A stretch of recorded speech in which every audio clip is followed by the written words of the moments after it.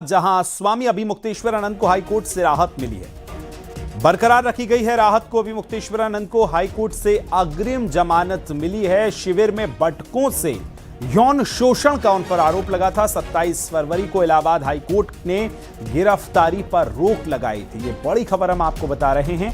अग्रिम जमानत हाईकोर्ट से मिली है और साथ ही आपको यह भी बता दें कि अग्रिम जमानत तो मिल ही गई है।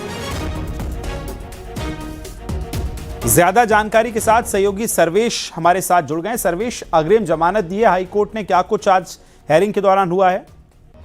देखिए, मैं आपको बता दूं कि आज दिन था, 45 हाईकोर्ट में आने वाला था और ज्योतिष पीठ के शंकराचार्य स्वामी अभिमुक्तेश्वरानंद सरस्वती को बड़ी राहत मिली है। उनकी अग्रिम जमानत हाईकोर्ट ने मंजूर कर ली है। इसके पहले उन्हें अंतरिम राहत दी थी। कोर्ट ने उन्हें जो है आदेश पर फैसला आने तक 27 फरवरी को जो फैसला था उसके पहले कहा था कि आदेश आने तक उनकी गिरफ्तारी पर रोक लगाई कोर्ट ने मंजूर कर लिए।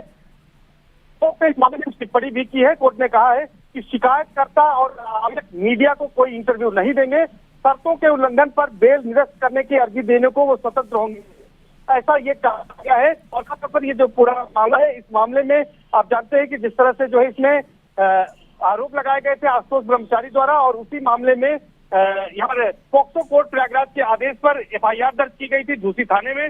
और उसके बाद यहाँ पर अभिमुक्तेश्वरानंद इलाहाबाद हाईकोर्ट पहुंचे थे और उन्होंने अग्रिम जमानत अर्जी लगाई थी। 27 फरवरी को सुनवाई करते हुए इस मामले में कोर्ट ने ऑर्डर आने तक के लिए गिरफ्तारी पर रोक लगा दी थी। तो आज उसी मामले में फैसला सुनाया है हाईकोर्ट ने, और हाईकोर्ट ने स्वामी अभिमुक्तेश्वरानंद को बड़ी राहत देते हुए अग्रिम जमानत अर्जी मंजूर कर ली है। इसके साथ साथ शिकायतकर्ता और आवेदक को ये कहा है कि वो मीडिया में इंटरव्यू नहीं देंगे, क्योंकि इस पूरे मामले में जिस तरह से मीडिया में लगातार इंटरव्यू चल रहे थे, लगातार इस पर टिप्पणियां हो रही थी, इसको लेकर कोर्ट ने नाराजगी जताई है और कोर्ट ने कहा है कि वो इंटरव्यू नहीं देंगे। और ये भी कोर्ट ने कहा है कि शर्तों का अगर उल्लंघन किया जाता है तो बेल निरस्त करने की अर्जी देने को जो है वो शिकायत करता है, वो स्वतंत्र है। तो इस तरह की बातें कोर्ट ने टिप्पणी में की है। हालांकि अभी पूरा जजमेंट अपलोड होगा, उसके बाद इस मामले में और जानकारी आएगी। जी अब सर्वेश, ये भी बताइए ये कितनी बड़ी राहत है, क्योंकि स्वामी अभिमुक्तेश्वरानंद के तमाम जो शिष्य हैं वो लगातार कह रहे थे कि हम इस पूरी लड़ाई को लड़ेंगे और बात आगे तक रखेंगे। ऐसे में हाईकोर्ट से राहत मिलना, अब स्वामी अभिमुक्तेश्वरानंद का आगे का रुख क्या होगा? अभी तक जो उनका पूरा हमें नजर आया पिछले 15 दिन 20 दिन में, हमने जिस तरह से देखा, उनके शिष्यों के बयान सुने, उनके तमाम जो मीडिया के लोग हैं उनके बयान सुने, अब आगे का रुख क्या हो सकता है? देखिए, इस मामले में आगे के रुख की अगर हम बात करें तो इस मामले में आगे जो है उनको अब राहत मिल गई है। क्योंकि उनको अग्रिम जमानत मिल गई है तो पुलिस उनको इस मामले की विवेचना जरूर करेगी, इसमें साक्ष्य संकलन करेगी, तमाम चीजें करेगी, पूछताछ करेगी, बयान दर्ज करेगी, लेकिन फिलहाल उनको गिरफ्तार नहीं करेगी। तो इसलिए ये कह सकते हैं कि कानूनी लिहाज से उन्हें ये बड़ी राहत है, क्योंकि अब उनकी गिरफ्तारी नहीं होगी। कोर्ट ने 27 फरवरी को जब इसमें आदेश दिया था, जस्टिस जितेंद्र कुमार सिन्हा ने, उन्होंने ये कहा था कि ऑर्डर आने तक, यानी फैसला आने तक गिरफ्तारी पर रोक रहेगी।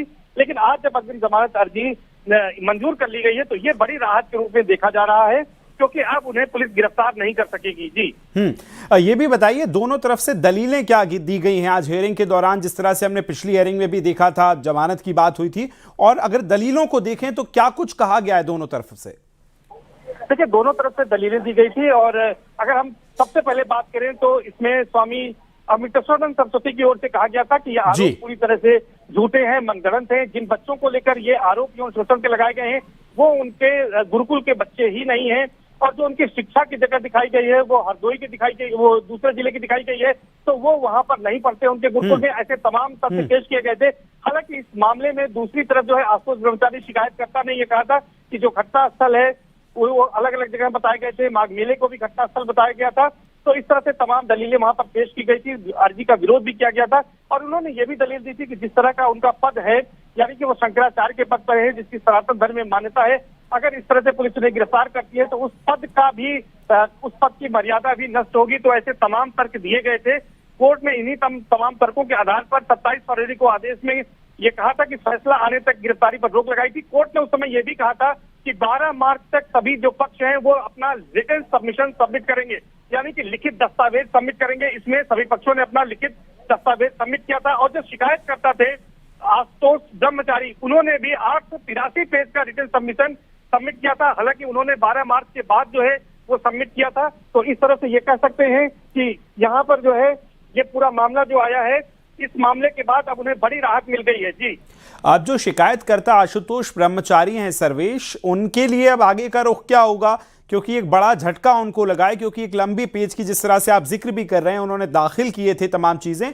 अब आगे का रुख क्या होगा और आगे आशुतोष ब्रह्मचारी से किस तरह की पूछताछ की जाएगी? क्योंकि अभी मुक्तेश्वर